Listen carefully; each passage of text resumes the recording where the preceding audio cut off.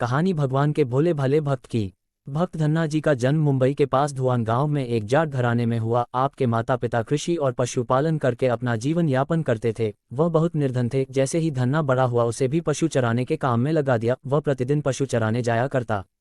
गांव के बाहर ही कच्चे तालाब के किनारे एक ठाकुर द्वार था जिसमें बहुत सारी ठाकुरों की मूर्तियां रखी हुई थी। लोग प्रतिदिन वहां आकर माथा टेकते व भेंट अर्पण करते। धन्ना पंडित को ठाकुरों की पूजा करते, स्नान करवाते व घंटियां खड़काते रोज देखता। अल्पबुद्धि का होने के कारण वह समझ न पाता। एक दिन उसके मन में आया कि देखते हैं कि क्या है। उसने एक दिन पंडित से पूछ ही लिया कि आप मूर्तियों के आगे बैठकर आप क्या करते हो। पंडित ने कहा, ठाकुर की सेवा करते हैं जिनसे कि मनोकामनाएं पूर्ण होती हैं। धन्ने ने कहा, ये ठाकुर मुझे भी दे दो। उससे छुटकारा पाने के लिए पंडित ने कपड़े में पत्थर लपेट कर दे दिया।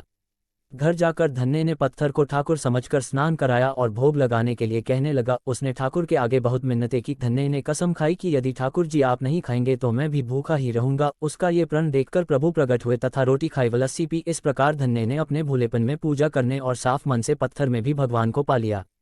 जब धन्ने को लगन लगी उस समय उसके माता पिता बूढ़े हो चुके थे और अकेला नवयुवक था। उसे ख्याल आया कि ठाकुर को पूजा से खुश करके यदि सब कुछ हासिल किया जा सकता है तो उसे अवश्य ही यह करना होगा जिससे घर की गरीबी चली जाए तथा सुख आए। ऐसा सोचकर ही वह पंडित के पास गया। पंडित ने पहले ठाकुर देने से मना कर दिया कि वह ठाकुर की पूजा अकेले नहीं कर पाएगा। दूसरा, तुम अनपढ़ हो। तीसरा, ठाकुर जी मंदिर के बिना कहीं नहीं रहते और न ही प्रसन्न होते, इसलिए तुम जिद मत करो और खेतों की संभाल करो। ब्राह्मण का धर्म है पूजा पाठ करना, जाट का कार्य है अनाज पैदा करना। परंतु धन्ना टस से मज न हुआ। अपनी पिटाई के डर से पंडित ने जो सालिग्राम मंदिर में फालतू पड़ा था उठाकर धन्ने को दे दिया और पूजा पाठ की विधि भी बता दी। पूरी रात धन्ने को नींद न आई। वह पूरी रात सोचता रहा कि ठाकुर को कैसे प्रसन्न करेगा और उनसे क्या मांगेगा। सुबह उठकर अपने नहाने के बाद ठाकुर को स्नान कराया, भक्ति भाव से बैठकर लस्सी रिड़की व रोटी पकाई। उसने प्रार्थना की, हे प्रभु, भोग लगाओ। मुझ गरीब के पास रोटी, लस्सी और मक्खन ही है और कुछ नहीं। जब और चीजें दोगे तब आपके आगे रख दूंगा। वह बैठा ठाकुर जी को देखता रहा। अब पत्थर भोजन कैसे करे। पंडित तो भोग का बहाना लगाकर सारी सामग्री घर ले जाता था, पर भले बालक को इस बात का कहाँ ज्ञान था। वह व्याकुल होकर कहने लगा कि क्या आप जाट का प्रसाद नहीं खाते। दादा तो इतनी देर नहीं लगाते थे। यदि आज आपने प्रसाद ना खाया तो मैं मर जाऊंगा, लेकिन आपके बगैर नहीं खाऊंगा।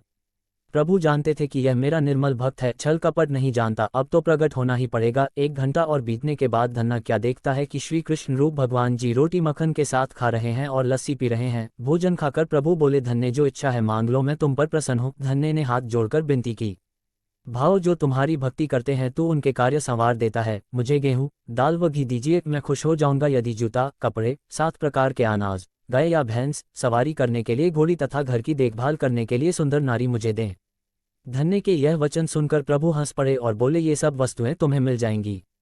प्रभु बोले, अन्य कुछ।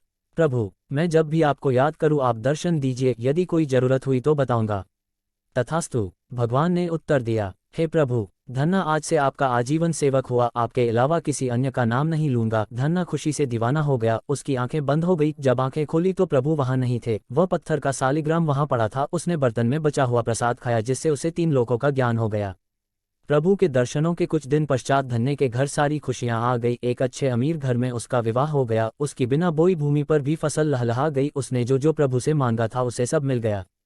किसी ने धन्ने को कहा, प्रभु तुम पर प्रसन्न है, तुम्हें फिर भी गुरु धारण करना चाहिए। उसने स्वामी रामानंद जी का नाम बताया। एक दिन अचानक ही रामानंद जी उधर से निकले। भक्त धन्ने ने दिल से उनकी खूब सेवा की तथा दीक्षा की मांग की। रामानंद जी ने उनकी विनती स्वीकार कर ली और दीक्षा देकर धन्ने को अपना शिष्य बना लिया। धन्ना भगवान के नाम का सुमिरन करने लगा।